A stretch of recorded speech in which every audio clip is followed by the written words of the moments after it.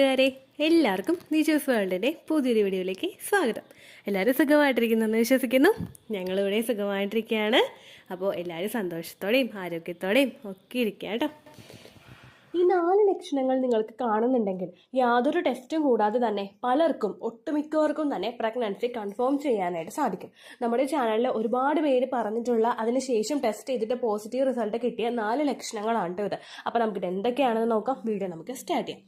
ഏറ്റവും ആദ്യത്തെ ലക്ഷണം എന്ന് പറയുന്നത് നിങ്ങളുടെ ബോഡി ടെമ്പറേച്ചറിൽ വ്യത്യാസം വരിക. നിങ്ങൾക്ക് കൂടുതലായിട്ട് ചൂട് ശരീരത്തിൽ അനുഭവപ്പെടുക. ഇംപ്ലാന്റേഷൻ കഴിയുന്ന സമയം മുതൽ തന്നെ പലർക്കും പ്രഗ്നൻസി ആയി കഴിഞ്ഞ് കഴിഞ്ഞാൽ ശരീരത്തിൽ ചൂട് വർദ്ധിക്കാറുണ്ട്. നോർമലി നമുക്ക് ഈ ഒരു കാലാവസ്ഥയിൽ മഞ്ഞുകാലമാണെന്ന് പറഞ്ഞാലും ചൂട് കൂടുതലായിട്ട് ഉണ്ടാവുന്നത് നോർമലാണ്. പക്ഷേ നമ്മളുടെ ശരീരത്തിൽ പെട്ടെന്ന് ശരീരത്തിന്റെ ടെമ്പറേച്ചർ കൂടുക. നമുക്ക് തൊട്ട് നോക്കുമ്പോൾ നമ്മളൊരു ചൂടുള്ള അവസ്ഥ, ഇനി തൊട്ട് നോക്കിയിട്ട് നിങ്ങൾക്ക് ചൂട് കിട്ടിയില്ലെങ്കിലും നമ്മൾ ഉള്ളിൽ നിന്ന് തന്നെ ഭയങ്കരമായിട്ട് ആവിപ്പ് നമുക്ക് അനുഭവപ്പെടുക. കിടക്കുന്ന നേരത്താണെങ്കിൽ ഇപ്പോൾ ജോലികൾ ചെയ്യുന്ന സമയത്താണെങ്കിൽ നമുക്കത് കൺസിഡർ ചെയ്യാനായിട്ട് സാധിക്കില്ല. കാരണം നമ്മൾ ഓടി നടന്ന് ജോലി ചെയ്തുകൊണ്ടിരിക്കുകയാണ്. അപ്പോൾ അത് പ്രഗ്നൻസിയുടേതാണെന്ന് നമുക്ക് പറയാനായിട്ട് സാധിക്കില്ല. എന്നാൽ നേരെ മറിച്ച് നമ്മൾ ഉറങ്ങുന്ന സമയത്ത്, നമ്മൾ വെറുതെ ഇരിക്കുന്ന സമയത്തൊക്കെ ശരീരത്തിലെ ടെമ്പറേച്ചർ വളരെയധികം കൂടുന്നതായിട്ട് നിങ്ങൾക്ക് അനുഭവപ്പെടുന്നുണ്ടെങ്കിൽ അത് പ്രഗ്നന്റ് ആയിട്ടുള്ള പല സ്ത്രീകൾക്കും കണ്ടുവരുന്ന ഒരു ബുദ്ധിമുട്ടാണ്. പ്രൊജസ്ട്രോൺ ഹോർമോൺ പ്രഗ്നൻസിയുടെ സ്റ്റാർട്ടിംഗ് സ്റ്റേജിൽ ഇൻക്രീസ് ആവുന്നതിന്റെ ഭാഗമായിട്ടാണ് ഒട്ടുമിക്ക ആളുകൾക്കും ഇത്തരത്തിലുള്ളൊരു വ്യത്യാസം അനുഭവപ്പെടുന്നത് കേട്ടോ. പ്രൊജസ്ട്രോണിന്റെ സപ്ലിമെന്റ്സ് നിങ്ങൾ എടുക്കുന്നുണ്ടെങ്കിൽ എളുപ്പത്തിൽ ഈ ഒരു ലക്ഷണം നിങ്ങൾക്ക് ഐഡന്റിഫൈ ചെയ്യാനായിട്ട് സാധിക്കില്ല. കാരണം പ്രൊജസ്ട്രോൺ മെഡിസിന്റെ സൈഡ് എഫക്റ്റ് ആയിട്ട് പലർക്കും ഇങ്ങനെ ഹോട്ട് ഫ്ലാഷസ് അനുഭവപ്പെടാറുണ്ട്. അങ്ങനെയുള്ളവരെ പീരിയഡ് ഡേറ്റ് മിസ് ആകുന്നുണ്ടോ എന്ന് കൃത്യമായിട്ട് നോക്കുക കേട്ടോ. രണ്ടാമത് എല്ലാവർക്കും ഉണ്ടാകുന്ന ഒരു ബുദ്ധിമുട്ടാണ് പീരിയഡ്സിന്റെ പോലുള്ള വേദന അനുഭവപ്പെടുക. പീരിയഡ്സിന്റെ പോലുള്ള ഹെവി ആയിട്ടുള്ള വേദനയല്ല, പീരിയഡ്സ് വരുന്ന ഫസ്റ്റ് ഡേയിൽ നിങ്ങൾക്ക് ഉണ്ടാകുന്ന മൈൽഡ് ആയിട്ടുള്ള ഒരു പെയിൻ ഉണ്ടാവുമല്ലോ, ദാറ്റ് സെക്കൻഡ് ഡേ ആകുമ്പോൾ അത് ഗ്രാജുവലി കൂടും. അങ്ങനെയാണല്ലോ വരാറ്. നോർമലി നിങ്ങൾക്ക് ഉണ്ടാകുന്ന പീരിയഡ്സിന്റെ സ്റ്റാർട്ടിംഗ് സ്റ്റേജിൽ ആ ബ്ലഡ് വന്ന് തുടങ്ങുന്ന സമയത്ത് നിങ്ങൾക്ക് ഉണ്ടാകുന്ന മൈൽഡ് ആയിട്ടുള്ള ഒരു വേദന അനുഭവപ്പെടുക.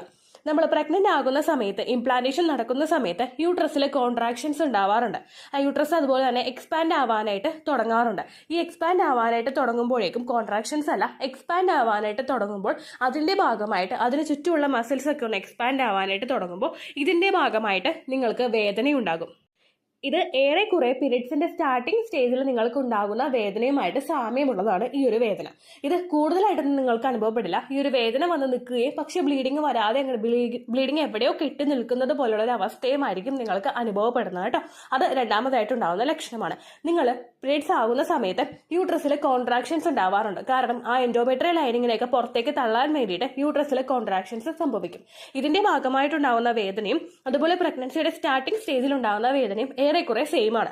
ഇങ്ങനെയുള്ളൊരു വേദന വരുന്നെന്ന് വിചാരിച്ചിട്ട് ആര് പീരിയഡ്സ് ഇൻഡ്യൂസ് ചെയ്യാൻ വേണ്ടിയിട്ടുള്ള കാര്യങ്ങൾ ചെയ്യരുത് കേട്ടോ. അതായത് ഇഞ്ചി വെള്ളം കുടിക്കുക, പീരിയഡ്സ് ഇൻഡ്യൂസ് ചെയ്യാൻ വേണ്ടിയിട്ട് ഹാർഡായിട്ടുള്ള എക്സസൈസുകൾ ചെയ്യുക, അല്ലെങ്കിൽ ചിലരുണ്ട് പീരിയഡ്സ് ഇൻഡ്യൂസ് ചെയ്യാൻ വേണ്ടിയിട്ട് ഫിസിക്കൽ കോൺടാക്ട് ചെയ്യുന്നവർ. അങ്ങനെയുള്ള പ്രവർത്തികളൊന്നും നിങ്ങൾ ചെയ്യാതിരിക്കുക. പീരിയഡ്സ് നോർമലി വരുന്നുണ്ടോ എന്ന് നോക്കുക, ബ്ലഡ് ടെസ്റ്റ് ചെയ്ത് നോക്കുക. എന്നിട്ട് നിങ്ങൾക്ക് വരുന്നില്ലെങ്കിൽ, പ്രഗ്നൻസിയുടേതായിട്ടുള്ള ലക്ഷണങ്ങൾ നിങ്ങൾക്ക് കാണുന്നുണ്ടെങ്കിൽ നിങ്ങൾ നേരെ പോയി ഡോക്ടറെ സമീപിക്കുക കേട്ടോ. അടുത്തതായിട്ടുണ്ടാകുന്ന ഒരു ലക്ഷണമാണ് നമുക്ക് ഗ്യാസ് കൂടുതലായിട്ട് വരിക. സാധാരണയായിട്ട് ഗ്യാസ് കൂടി നിൽക്കുമ്പോഴേക്കും, തിങ്ങി നിൽക്കുമ്പോഴേക്കും നിങ്ങൾക്ക് ബ്ലോട്ടിംഗ് അനുഭവപ്പെടാറുണ്ട്. വയറിൽ ഭയങ്കരമായിട്ടൊരു അസ്വസ്ഥത, വയറിലൊരു കല്ലപ്പ് ഫീൽ ചെയ്യുക. ഈ ഒരു സെൻസേഷൻ പ്രഗ്നന്റ് ആകുന്ന പലർക്കും ഉണ്ടാകുന്ന ഒന്നാണ്. പക്ഷേ ഫ്രീക്വന്റ് ആയിട്ട് നമുക്ക് ഗ്യാസ് പോയിക്കൊണ്ടിരിക്കുക.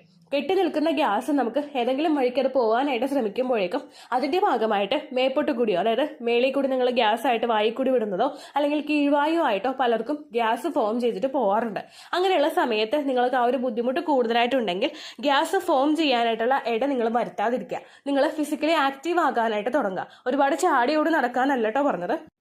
ചെറുതായിട്ട് നിങ്ങൾ വാക്കിംഗ് ചെയ്യുക, അത് പാട്ട് കേട്ടൊക്കെ നിങ്ങൾ നടക്കുക. അങ്ങനെയുള്ള കാര്യങ്ങളൊക്കെ ചെയ്ത് കഴിഞ്ഞ് കഴിഞ്ഞാൽ ഓൾമോസ്റ്റ് നിങ്ങളുടെ ശരീരം ഒന്ന് ആക്റ്റീവ് ആകാനായിട്ട് തുടങ്ങും. അപ്പോൾ ഗ്യാസ് ഫോം ചെയ്യുന്നതിന്റെ ആ ഒരു ക്വാണ്ടിറ്റി നിങ്ങൾക്ക് കുറയ്ക്കാനായിട്ട് സാധിക്കും. അതുപോലെ തന്നെ ഭക്ഷണവും കൃത്യമായിട്ടുള്ള ഇടവേളകളിൽ നിങ്ങൾ കഴിക്കുക. വയറ് കാലിയാകാനായിട്ട് ഇട കൊടുക്കാതിരിക്കുക. ഒറ്റയടിക്ക് നിങ്ങൾ കഴിക്കൂ എന്നുള്ള വാശി പിടിക്കാതിരിക്കുക. ബ്രേക്ക്ഫാസ്റ്റ് കഴിച്ച് കഴിഞ്ഞാൽ പിന്നെ ലഞ്ചേ കഴിക്കുള്ളൂ അങ്ങനെയൊക്കെ വിചാരിക്കുന്നവരുണ്ടാവില്ലേ, അതൊന്നും നിങ്ങൾ ചെയ്യാതിരിക്കുക. മീൽസ് നിങ്ങൾ സ്പ്ലിറ്റ് ചെയ്യുക. 8 മണിക്ക് കഴിക്കുന്നുണ്ടെങ്കിൽ 8 മണിക്ക് കഴിക്കുക, 10 മണിക്ക് കഴിക്കുക, 12 മണിക്ക് കഴിക്കുക. അങ്ങനെ നിങ്ങൾ ആ ഒരു കൗണ്ട് കൂട്ടി കൊണ്ടുവരിക. കാരണം ഒറ്റയടിക്ക് നിങ്ങളിരുന്ന് കഴിച്ചു കഴിഞ്ഞാൽ അത് ദഹനത്തിനെ ബാധിക്കും. അതുപോലെ തന്നെ ഒറ്റയടിക്ക് നിങ്ങൾ കഴിക്കുമ്പോഴേക്കും ഡൈജഷൻ സ്ലോ ആവുന്നതുകൊണ്ട് ഗ്യാസ് ഫോം ചെയ്യാനായിട്ടുള്ള സാധ്യതകളും അവിടെ കൂടുതലായിരിക്കും.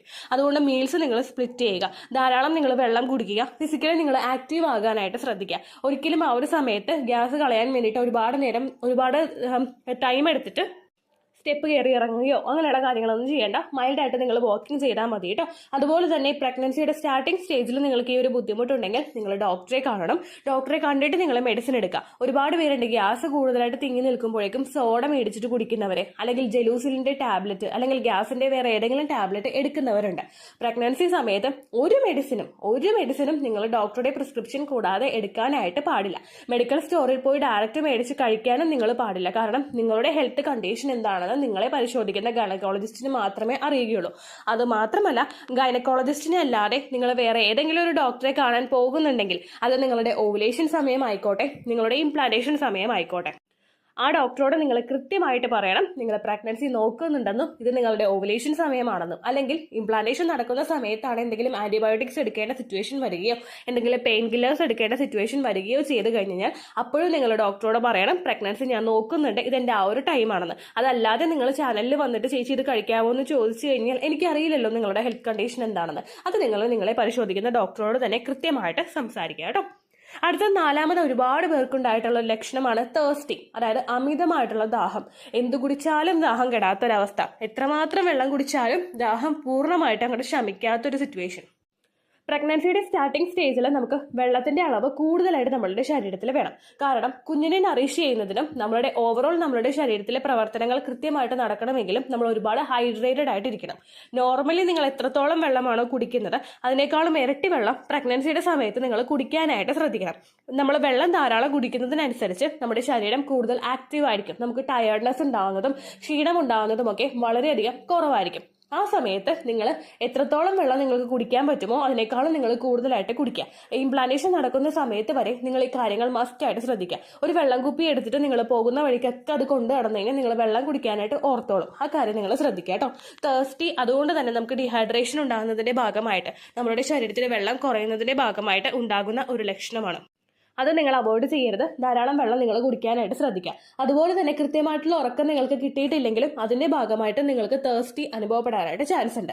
ഉച്ചയ്ക്ക് കിടന്ന് ഉറങ്ങുന്നവർക്ക് രാത്രി ആകുമ്പോഴേക്കും ഉറക്കം ചിലപ്പോൾ കൂടുതലായിട്ട് കിട്ടില്ല. കാരണം നമ്മൾ രാത്രി ഉറങ്ങുന്ന സമയത്ത് പലർക്കും ശരീരത്തിൽ ചൂടുണ്ടാകും, ചിലർക്ക് സ്ട്രെസ് ഉണ്ടാകും. കാരണം പ്രഗ്നൻസി ആകുമോ എന്ന് ആലോചിച്ചിട്ട് ചിലപ്പോൾ നമ്മൾ തന്നെ ആലോചിക്കുന്നതായിരിക്കില്ല. നമ്മളുടെ ശരീരത്തിൽ സ്ട്രെസ് ഹോർമോൺസ് കൂടുന്നതിന്റെ ഭാഗമായിട്ടും നമുക്ക് ഈ ഒരു മാറ്റം ഉണ്ടാകാം. അപ്പോൾ അങ്ങനെയൊക്കെ വരുമ്പോഴേക്കും ഇത് കൂടുതലായിട്ട് വന്നു കഴിഞ്ഞാൽ രാത്രി ഉറക്കം കിട്ടാതെ വന്നാലും നമുക്ക് പിറ്റേ ദിവസം ഭയങ്കര ദാഹവും അസ്വസ്ഥതകളും ഒക്കെ ആയിരിക്കും കേട്ടോ. ആ കാര്യം നിങ്ങൾ ശ്രദ്ധിക്കുക. കൃത്യമായിട്ട് നിങ്ങൾ ഉറക്കം ക്രമീകരിക്കാനും ശ്രദ്ധിക്കുക കേട്ടോ. ഈ 4 ലക്ഷണങ്ങളാണ് ഒരുപാട് പേര് നമ്മുടെ ചാനലിൽ പറഞ്ഞിട്ടുള്ള ലക്ഷണങ്ങൾ. ഈ ലക്ഷണങ്ങൾ കാണുന്നുണ്ടെങ്കിലും കാണുന്നില്ലെങ്കിലും നിങ്ങളെ ശരീരം മസ്റ്റായിട്ട് ശ്രദ്ധിക്കണം. ഇത്തരത്തിലുള്ള ലക്ഷണങ്ങളെ പറ്റി വീഡിയോസ് ചെയ്യുന്നത് നിങ്ങൾക്കൊരു അവയർനെസ്സിന് വേണ്ടിയിട്ടാണ്. ഈ വീഡിയോസ് കേൾക്കുക, അത് അതുപോലെ തന്നെ അങ്ങോട്ട് വിടുക. ലക്ഷണങ്ങൾ ഉണ്ടെങ്കിലും ഇല്ലെങ്കിലും നിങ്ങളുടെ ശരീരം മസ്റ്റായിട്ട് ശ്രദ്ധിക്കണം കേട്ടോ. ഇറഗുലർ പീരീഡ്സ് ഉള്ളവർക്കും PCOD ഉള്ളവർക്കും ചെറിയ ചെറിയ ലക്ഷണങ്ങളൊക്കെ വന്നു കഴിഞ്ഞാൽ അവർ പീരീഡ്സിന്റെ ആണെന്ന് തെറ്റിദ്ധരിക്കാറുണ്ട്. പലരും പീരീഡ്സ് ഇൻഡ്യൂസ് ചെയ്യാൻ വേണ്ടിയിട്ടുള്ള കാര്യങ്ങൾ ചെയ്യാറുണ്ട്. ഒട്ടുമിക്ക ആളുകളും ഡോക്ടേഴ്സ് ഇതിനു മുമ്പ് പീരീഡ്സ് റെഗുലർ ആക്കാൻ കൊടുത്തിട്ടുള്ള മെഡിസിൻസ് എടുത്ത് കഴിക്കുന്നവരുണ്ട്. അതുകൊണ്ടാണ് ഇങ്ങനെയുള്ള വീഡിയോസ് ചെയ്യുന്നത് കേട്ടോ. ഇത് നിങ്ങൾ കേൾക്കുക. നിങ്ങൾക്ക് സ്ട്രെസ്ഡ് ആകുന്നുണ്ടെങ്കിൽ ഇങ്ങനെയുള്ള വീഡിയോസ് നിങ്ങൾ അവോയ്ഡ് ചെയ്യുകയും ചെയ്യുക കേട്ടോ. അപ്പോൾ ഇത്രയേ ഉള്ളൂ വീഡിയോ. എന്തെങ്കിലും സംശയം ഉണ്ടെങ്കിൽ നിങ്ങൾ കമന്റ്സിൽ ചോദിക്കുക. പണ്ടത്തെ വീഡിയോയ്ക്ക് കമന്റ്സ് ഇടുന്നവർക്ക് റിപ്ലൈ കിട്ടുന്നില്ലെങ്കിലോ നമ്മൾ തമ്മിൽ ഓൾറെഡി ഒരു കോൺവെർസേഷൻ ഉണ്ടായിട്ടും അതിന്റെ കണ്ടിന്യൂഷൻ ആയിട്ട് നിങ്ങൾക്ക് റിപ്ലൈ കിട്ടിയിട്ടില്ലെങ്കിലോ ലേറ്റസ്റ്റ് ആയിട്ട് ഞാൻ ഏത് വീഡിയോ ആണ് അപ്ലോഡ് ചെയ്യുന്നത് അതിന് താഴെ കമന്റ് ഒന്ന് കോപ്പി പേസ്റ്റ് ചെയ്യാനായിട്ട് ശ്രദ്ധിക്കുക കേട്ടോ. അതുപോലെ ഓവുലേഷൻ ഡേറ്റ് കാൽക്കുലേറ്റ് ചെയ്ത് തരാനായിട്ട് റിക്വസ്റ്റ് ചെയ്യുന്നവർ എത്രയാണോ നിങ്ങളുടെ കൃത്യം സൈക്കിൾ ലെങ്ത് അത് മെൻഷൻ ചെയ്യാനായിട്ട് ശ്രദ്ധിക്കുക. സൈക്കിൾ ലെങ്ത് എന്നതുകൊണ്ട് ഉദ്ദേശിച്ചത് ഓരോ മാസവും എത്ര ദിവസം കൂടുമ്പോഴാണോ ബ്ലീഡിങ് വരുന്നത് അതിനെയാണ് കേട്ടോ ഉദ്ദേശിച്ചത്. അതായത് ജനുവരിയിൽ നിങ്ങൾക്ക് ഒരു 1-ാം തീയതിയാണ് ബ്ലീഡിങ് വന്നതെങ്കിൽ ഫെബ്രുവരിയിൽ നിങ്ങൾക്ക് 2-ാം തീയതിയാണ് ബ്ലീഡിങ് വരുന്നതെങ്കിൽ ജനുവരി 1-നെ ഡേ 1 ആയിട്ടെടുത്ത് ഫെബ്രുവരി 2 വരെ എത്ര ദിവസമുണ്ടോ അത് എണ്ണി പറയുന്നതാണ് സൈക്കിൾ ലെങ്ത് എന്നതുകൊണ്ട് ഉദ്ദേശിച്ചത് കേട്ടോ. ബ്ലീഡിങ് നടന്ന ദിവസം നിങ്ങൾ എടുത്താൽ മതിയാകും. സ്പോട്ടിങ് നടന്ന ദിവസം, അതായത് ചെറുതായിട്ടുള്ള ബ്രൗൺ ഡിസ്ചാർജോ ബ്രൗൺ കളറുള്ള സ്പോട്ടിങ്ങോ വന്ന ദിവസം നിങ്ങൾ എടുക്കുക ആവശ്യം ഇല്ല കേട്ടോ. അപ്പോൾ ഇതുപോലെ തന്നെ നിങ്ങൾ ശ്രദ്ധിക്കുക. സൈക്കിൾ ലെങ്ത് ചോദിക്കുന്ന സമയത്ത് എന്നാണോ ഡേറ്റ് അത് നിങ്ങൾ മെൻഷൻ ചെയ്യാതിരിക്കുക. അതായത് ചില ആളുകൾ ജനുവരി 16 ഫെബ്രുവരി 14 അങ്ങനെ പറയും. അങ്ങനെ പറഞ്ഞുകൊണ്ട് കാര്യമില്ല കേട്ടോ. അപ്പോൾ ഇത്രയേ ഉള്ളൂ വീഡിയോ. അടുത്തൊരു യൂസ്ഫുൾ വീഡിയോ ആയിട്ട് നമുക്ക് വീണ്ടും കാണാം. ബൈ.